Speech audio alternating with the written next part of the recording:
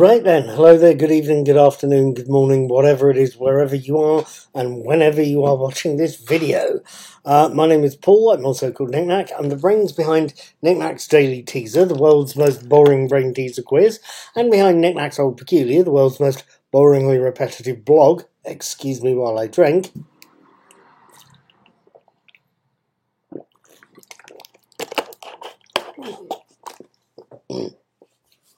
I also talk about movies I've watched when I get a chance to see one, and I talk about TV shows I've been watching as well.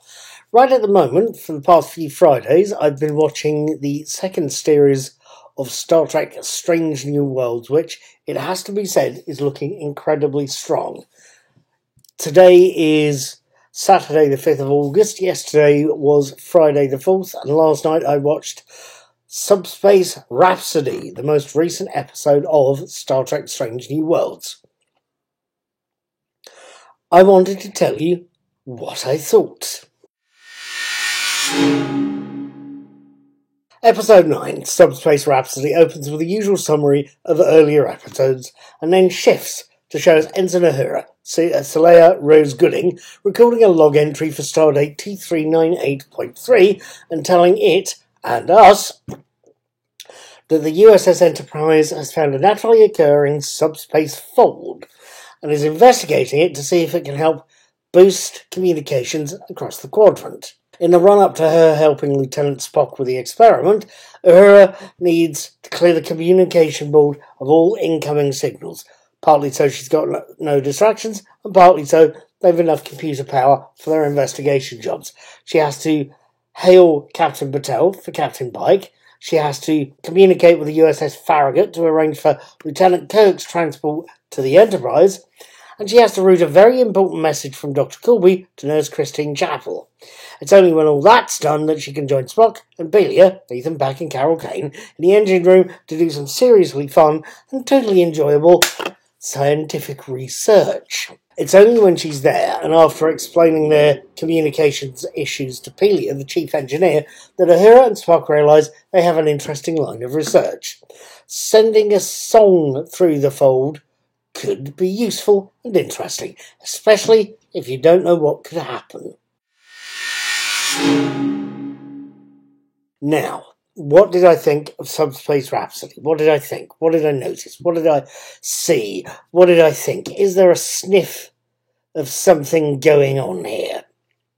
More to the point, can I afford the soundtrack album? Frankly, no, but that doesn't matter. I can always listen on Spotify. Yes, that is right. Subspace Rhapsody is one of a very few handful of Star Trek episodes. I stand corrected, is the only Star Trek episode to come with its own soundtrack album. It's about $8.99 on iTunes. It's also on Spotify. It's on Amazon Prime as well, and Lord knows where else. It's 21 hours. Thank you, Katie. It's about what you'd expect from the only musical episode in the show's history. Let's deal with that first, shall we? Yes, Subspace Rhapsody is the much talked about musical episode of Star Trek Strange New Worlds. And, from the very little I've seen of musicals, from the very little I've seen of musicals, Cabaret, both versions of West Side Story, and Fiddler on the Roof as well, which is a fantastic story. The music is good. It's very good, even if there's a few too many power ballads for my taste. It's a competently done episode, is Subspace Rhapsody. The music fits both the storyline and the characters singing each song very well. And, well, Lon, Christina Chong, her performance of How Would That Feel is great, especially if you're going for sort of the rockier end of Celine Dion tunes. Captains Pike and Batel, Anson Mount and Melanie Scrofano, have a suitably jazzy, off-piste duet. But the real musical stars of the musical show are Jess Bush's Nurse Chapel with the rock-tinged I'm Ready, and Saleha Rose Gooding's Uhura with soulful Keeper's Connections. Actually, I've got to admit, I did like Jess Bush's song, I'm Ready. She's got a nice sort of contralto voice. I think it's a contralto. It's got a a lower tone to it, but it's quite nice. It's a smoky whiskey sipping voice, that singing voice of hers. Granted, they're all good. And okay, I don't think the songs are going to chart, but the songs are well done and well performed by a cast that's a lot better vocally than I was expecting. I maybe shouldn't have been surprised, as quite a few of the cast have some sort of musical training. Celia Rose Gooding does musical theatre. I believe Christina Chong has some recordings to her name. And apparently Ethan Peck plays the cello, which comes in handy if you need to feel your way around a bit of music. Rebecca Romaine, number 1, Eunice Riley, does a very rousing bit of Gilbert O'Sullivan when needed. Go look up a short track called Q&A. It's quite a famous little mini episode. At any rate, we have a bunch of show tunes you can hum, a cast that is very capable of humming, or singing if you want to put it like that, in a very well written episode. Can I be honest here? The only other musical episode of a show that I've seen is Buffy the Vampire Slayer's Once More with Feeling, and that is a very good episode, but I always felt it was a sign that Buffy the Vampire Slayer was possibly getting desperate in its latter years. It was running out of steams, possibly. Once More with Feeling came quite late in the show's run, which is possibly what leaves me thinking it was a sign of desperation, however well done it was.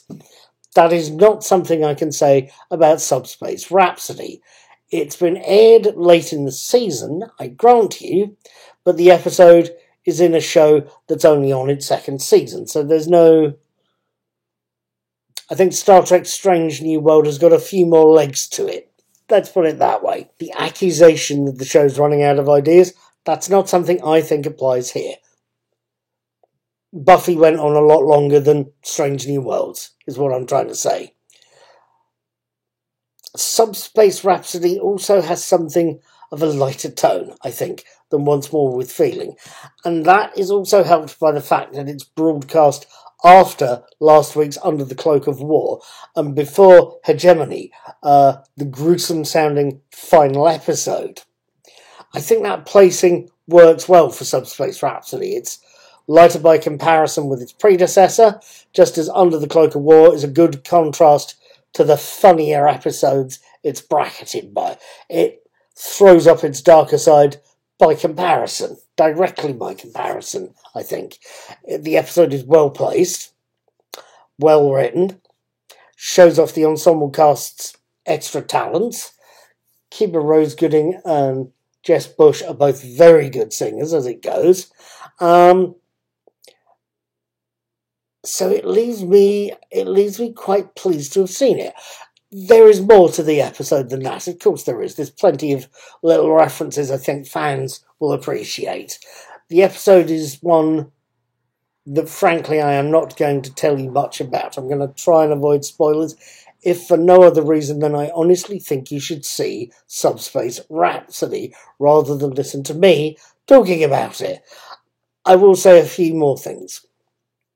I can still remember growing up in the 70s and 80s, and for much of the later 70s, the BBC had a habit of airing Star Trek, the original Star Trek, when Doctor Who was off air. Watching those classic Star Trek episodes, and the original series movies, and the various bits of publicity we'd see over the years, I came away with the impression that Leonard Nimoy and Nichelle Nichols, the original Spock and Uhura, were good friends who happened to be workmates. And that this was something that carried into their roles. Their versions of Spock and Uhura were workmates who also were good friends. It's something that Kelvin Timeline movies don't do or didn't do. They present Spock and Uhura as lovers rather than friends. Don't know whether I like that idea, but my point here is that it's not something that's carried over into the Star Trek Strange New World universe, where Peck and Gooding present the pair again as co-workers and friends. Slightly flirty friends on Uhura's part, but nonetheless friends rather than lovers. I prefer that angle, I must admit. There is One last thing, possibly serious, possibly not, I don't know. The basic premise of Subspace Rhapsody, the basic idea, or at least the basic cause of all the singing and dancing, is Spock and Uhura's initial experiment. Broadcasting music into a subspace fold causes what the crew of the Enterprise call an improbability field, one that causes spontaneous singing and dancing, and one that's difficult to get the ship and crew unglued from. Or at least not without singing, dancing, or combining the shield harmonics with the Heisenberg compensator. The singing is possibly the irrelevant bit, because I grew up on the TV version of Douglas Adams' The Hitchhiker's Guide to the Galaxy, complete with a spaceship powered by an infinite improbability drive, powered by infinite improbability fields. So Spock mentioning the phrase in this episode several times, as well as some of the other crew mentioning the same phrase, improbability fields, had me thinking that the writers of this episode, Dana Horgan and Bill Wolkoff, were fans of the late Douglas Adams. Are they? Have they sneakily pinched an idea or a term off of the guy? Or are they homaging his best known works? I don't know. All I can tell you for sure is two things. That the use of the term improbability field seems to be a very big coincidence if the pair of writers aren't fans of a certain guide. Two, nobody's underwear jumped 2 feet to the left. That's possibly a good thing. Go look it up if you will. At any rate, I am left watching a very light, very fun episode. And as much as I'm not necessarily one for the franchise's lighter episodes, Subspace Rhapsody is a very good comedy musical. It's one that's joyful, it's one that's uplifting, it shows off the cast's performing talents, and as a minor bit of a thought, it ties off the relationship between La'an and James Kirk, whilst leaving other relationships in a state of, let's call it, tension. Have I seen a good episode? Yes, I have. Am I coming back for more next week? Yes, I am. I will be watching the next episode of Star Trek Strange New Worlds, Hegemony, I hope it's Hegemony, on Friday the 11th of August, and posting my written and video reviews of it on Saturday the 12th. Frankly, I will see you then. Until then, live long and prosper, be good, have fun, be seeing you. Have a very good week.